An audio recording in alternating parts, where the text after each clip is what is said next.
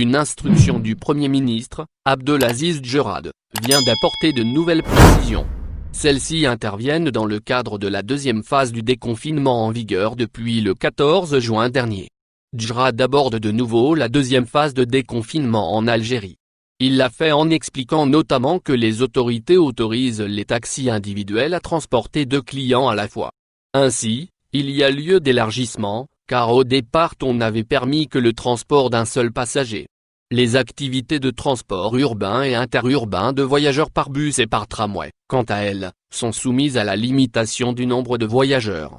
La limite est à 50% des capacités du moyen de transport, indique le document rapporté par l'AP. Ce mardi 16 juin, la mesure de mise en congé exceptionnelle des 50% des effectifs demeure en vigueur au profit des femmes enceintes et celles ayant des enfants à charge en bas âge. Le Premier ministre précise que ceci concerne les enfants âgés de moins de 14 ans.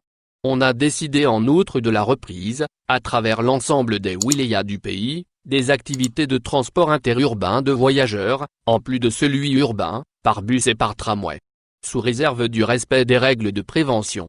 Levée du confinement en Algérie. Précision quant à la durée de la deuxième phase. Les mesures de la deuxième phase du déconfinement sont en vigueur en Algérie depuis le 14 juin 2020.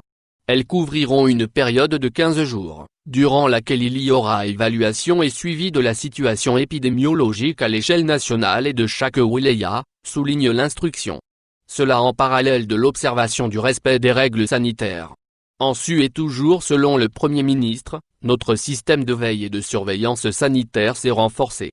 Cette consolidation a vu le jour grâce à la mise en place de la cellule opérationnelle chargée d'investigation et de suivi des enquêtes épidémiologiques. Djerad dit lui avoir demandé le renforcement en moyens humains et logistiques nécessaires.